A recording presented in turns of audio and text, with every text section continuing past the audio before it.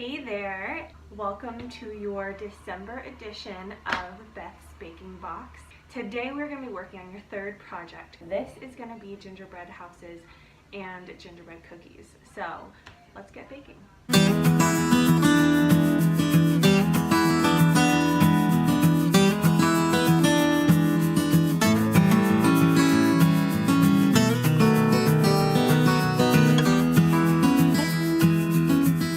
What you will be needing is 3 sticks of butter, 1.5 cups molasses, and 1/4 cup of milk.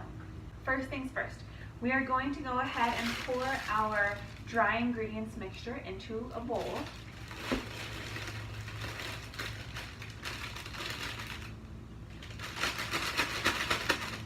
Smells like ginger. Kind of mix everything up a bit here. The first step, which is the most important, is to cut the butter into the dry ingredients. Now I've already cubed my butter here. Put the butter cubes into the dry ingredients, and with your fingers, of course, you know, with clean hands, you're just gonna sift through the butter and the flour. Just squeeze it all together. This will make a great mixture where the butter is cut into the dry ingredients and it will look amazing. So get to work, use those muscles, and I'll see you in a few minutes.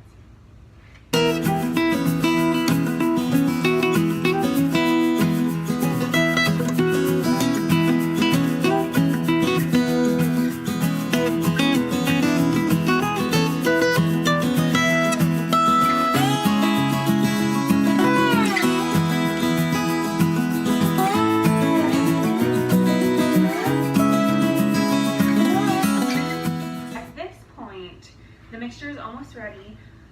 It should look pretty much like sand. What I like to do towards the end of this is grab some and just sift it through my fingers like this. And that will weed out the bigger clumps of butter. You don't want any clumps of butter in this. I know in some baking they say that chunks of butter are good, they'll create flakes. But that's not the case here. So no clumps of butter, get all of them out. After that, we'll be all set. So now we are going to mix our wet ingredients into the mixture. Go ahead and stir the milk into the molasses until it is one solid looking mixture. Now we're going to be pouring this into the dry ingredients, but we're going to do it in 3 parts. So the first part, we're just going to pour a little bit. That's good. And just start mixing. You don't want to over mix too much on this. Okay, now the second batch.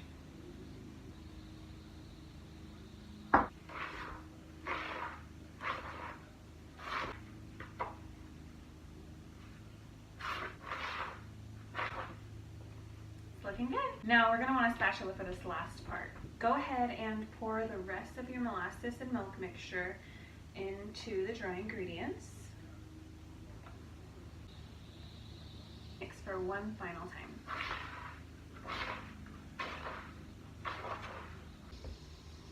Okay, great. Now at this point, I like to take a spatula and just, you know, scrape the sides, make sure that everything is cohesive for your dough. Once it looks perfect, we're going to go ahead and refrigerate that. You can either wrap it in saran wrap or put it in a bag. I'm going to put mine in the bag today.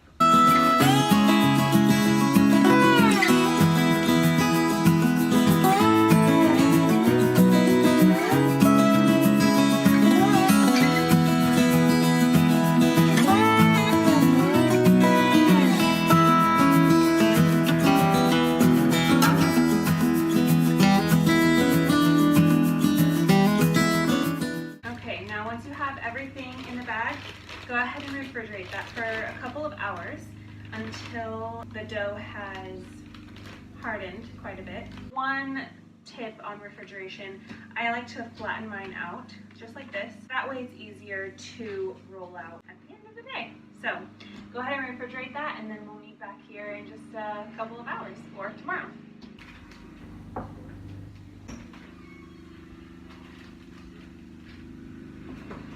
First, we are going to get our gingerbread out of the fridge so it's hardened. Go ahead and lightly flour your surface.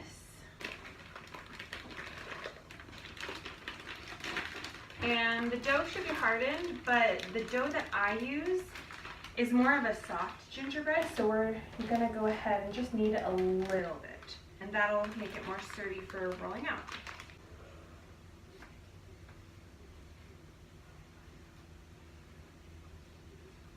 So you're just gonna do quarter turns here and press down lightly, just until you feel like the dough is a little firmer than it was before.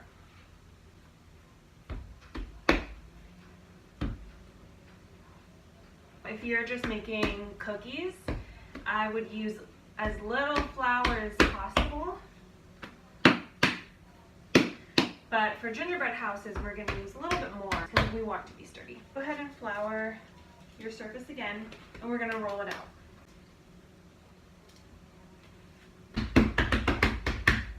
You want to make sure you have flour on the top of the gingerbread as well.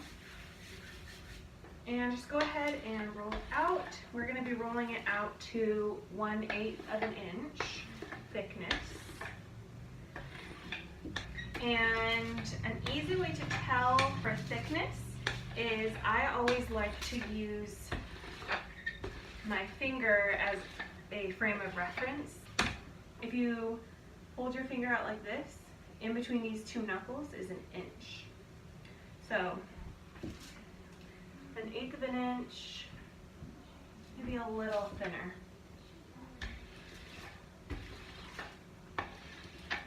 Now we are going to cut out our pattern. You can go online and find whatever patterns you want. I'm going to be trying later on. I'm going to be trying a pattern that I found for a camper, to make a camper gingerbread house. It's a little more advanced because you have to do a little bit of a curve in the gingerbread. I'll be tackling that one later. But for right now, we're just going to do a gingerbread house. As you can see, I have this template here. I'm just going to cut it out. So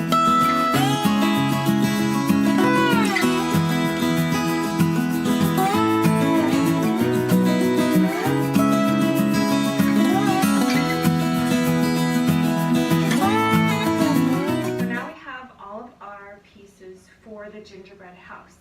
And we're just going to spread them out strategically. If you notice, some of them say to cut 1, some say to cut 2.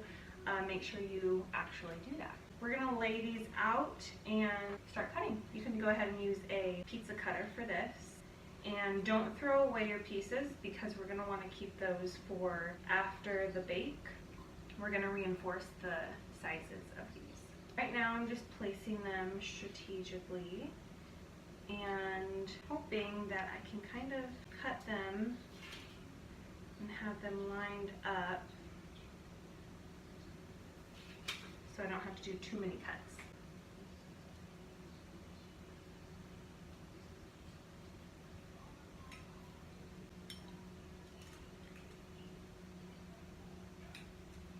It will also help to have a knife handy for the finer points that you might need. So far, we have the chimney done, which is great. Now we're going to do the side wall. And for this one, we're going to cut 2 for both sides of the house.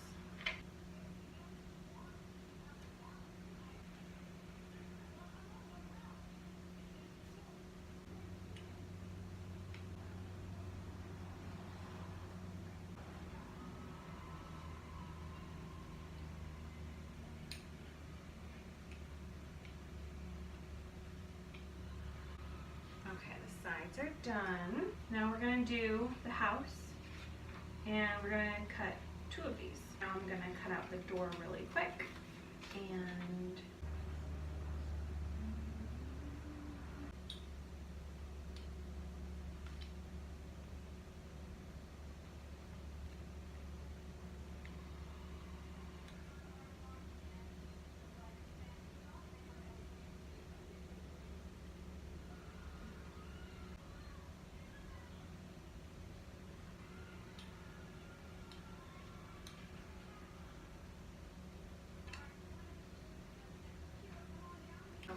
And now our final one is the roof. So we're going to do 2 of those.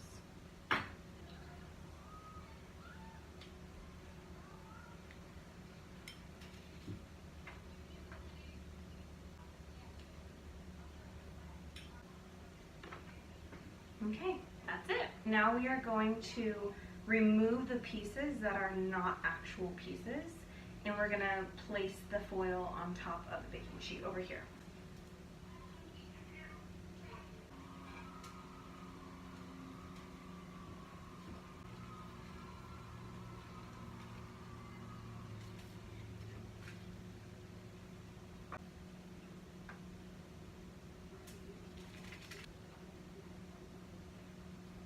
Now is the only tricky part. We're going to separate some of these. I'm using an offset spatula. If you have one of those, great. If not, go ahead and use a regular spatula. That's fine too. Okay, these look great. Okay, let's see if this is going to fit. Almost.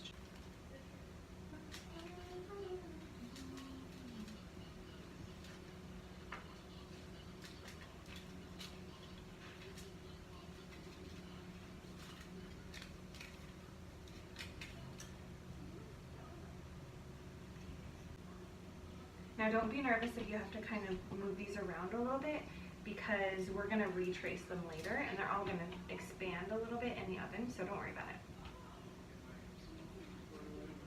So go ahead and put these on a baking sheet, just barely. And we're going to bake these at 325 for about 20 minutes. The smaller pieces will take less, most likely. Pop that in the oven and I'll see you when they come out. Then about 23 minutes, I'm going to take the smaller pieces out of the oven and then put the larger pieces back in. Oh, it smells so good. So these smaller pieces look pretty good. Oh yeah, look at these little pieces right here. Good. And again, these are going to be a little larger than your earlier cuts. Don't freak out. We're going to recut them right now.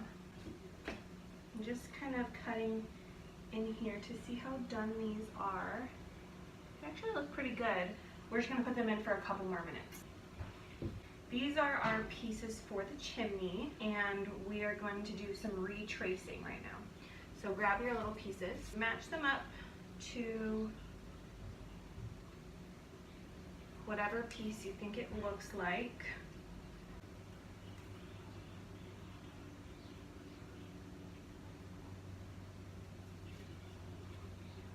Now we're going to recut those points.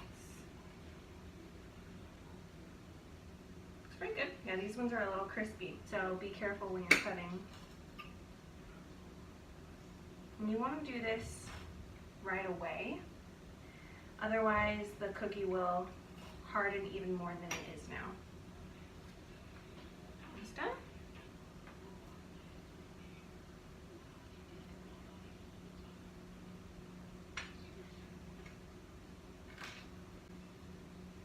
Number 2. These are looking good. Another thing, you want to make sure that you're using a really sharp knife, not a butter knife. Okay, third one is done. Yeah, these are turning out much better than I was anticipating, so that's good. Also, disclaimer, this is the first time that I'm making a gingerbread house. We're going to figure it out. So this is the last piece, and so far, these pieces have been pretty crispy, so I was really worried about cutting them accurately, but they're turning out pretty good. So there's hope yet. I'm going to take out those other pieces and we're going to cut those as well.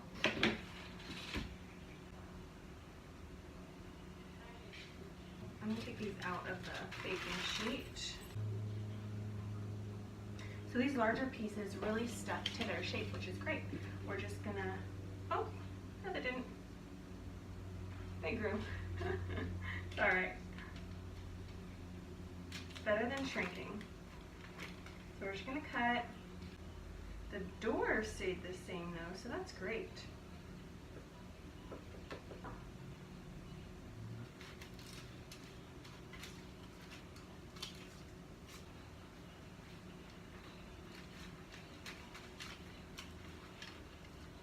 And if you'll notice, I am not using my pizza cutter. That's just because these are more of the finer cuts, and I don't want the runoff, if you will, from the edge of the pizza cutter. It doesn't make as clean of lines.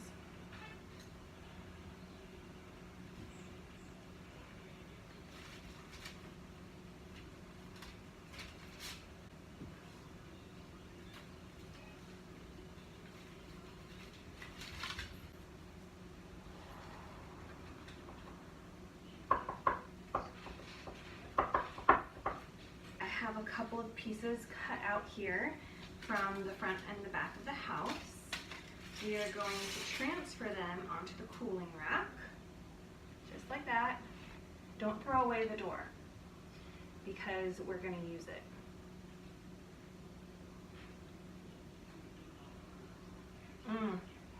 That looks great. Okay.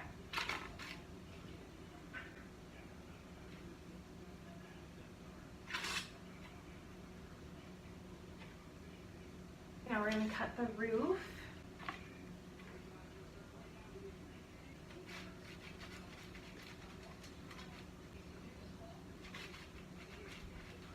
And what I've been doing here is I have been cutting off the edges. You kind of have an option of cutting your gingerbread on the corner. You can cut it on the corner here to save some time, or you can cut it in the middle. I would recommend cutting it in the middle because then you'll get the even edges, which is important when you will be standing up your gingerbread house. Otherwise, these ends that I'm seeing are kind of wonky and they dip on the edge. So you want a flat and straight edge for building the house.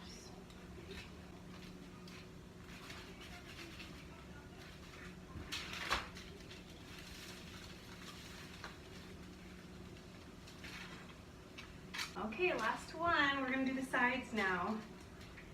These ones, if you remember, I replaced these on the cookie sheet, so I was really nervous at the outcome of them, but they turned out fine. Once you cut off the edges here, you won't be able to tell at all.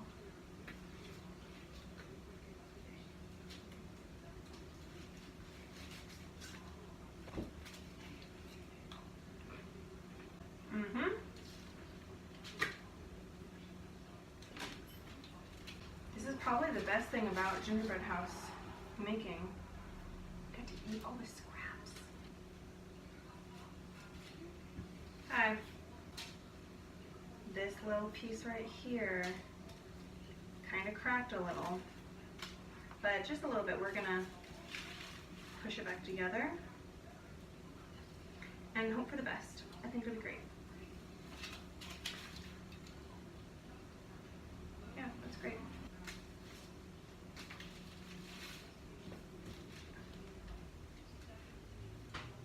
Whew, okay. I feel like that was the most challenging part. We got through it. Good job. Now comes a different kind of challenging part. Waiting. We need to leave our gingerbread on this cooling rack until the pieces harden enough to build the gingerbread house. We're just gonna have to wait it out. And when I come back, I'll let you know how long it took for this gingerbread to be hard enough to build. I mean, it's pretty sturdy right now, but the larger pieces will need to harden and dry out a little bit. We'll wait a day, maybe a couple days, and we'll get to making it look pretty. Stay tuned.